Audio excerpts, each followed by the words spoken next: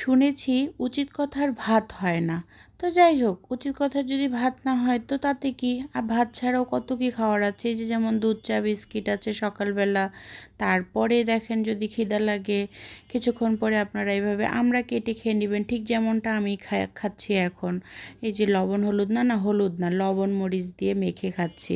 ওটা ভুলে হলুদ বের হয়ে গেছে। তারপরও যদি খিদা লাগে পরে এই যে কলা টলা আছে না, কলা খেয়ে নেবেন ডজনখানেক। যদি ডজনখানেক না পারেন একটা দুটা খাবেন, বেশি খাওয়ার দরকার নেই।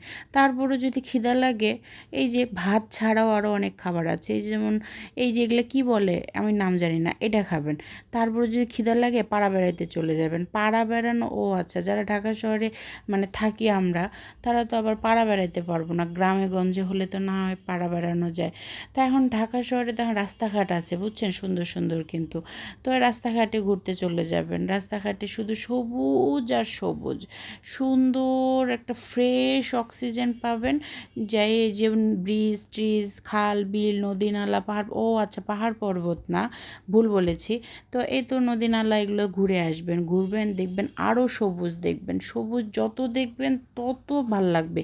ভাতের চিন্তা করবেন না। তারপরও উচিত কথা কিন্তু বলা ছাড়বেন না বুঝছেন। উচিত কথা বলবেনই, সবুজ দেখবেন, দেখতে দেখতে বাসায় আসবেন। আর সেই যে গাছ টাছ থেকে লেবু টেবু তুলে সুন্দর করে একেবারে পানি দিয়ে, ঠান্ডা পানি দিয়ে শরবত খাবেন। তো ঘুরছেন মেলা না, তারপরও যদি ভাত ভাত করে কোনোভাবে মনটা, কারণ আমরা বাঙালি বুঝছেন, বাঙালি বলে কথা। তারপরে যে রুটি আছে না, রুটি গোশ খাবেন সুন্দর করে, তাও কিন্তু ভাত খাওয়া যাবে না। আর উচিত কথাও কিন্তু ছাড়া যাবে না। রুটি গোশ খাওয়া শেষ করে তারপরও যদি মনটা কিছু বলে কাজে নামে পড়বেন বুঝছেন। ঘোরাফেরা হয়েছে না অনেক, এখন বাসায় কাজকর্ম করা লাগবে না। এই যে সুন্দর করে, এই যে আমিও যেমন দেখছেন কাজে নামে পড়ছি, সুন্দর করে চুলাটা অনেক দিন ধরে মুছবো মুছবো করে মুছা হয় নাই।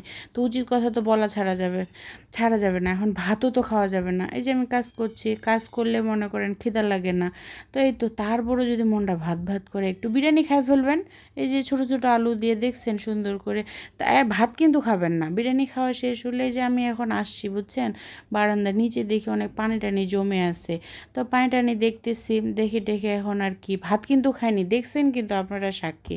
এখন এই যে ঘরে আসছি, আসে দেখি ছোটোটা আমার ওর বাপে একটা গাড়ি কিনে দিছে, গাড়িটা নিয়ে ঘুমাচ্ছে। আমি ওর পাশে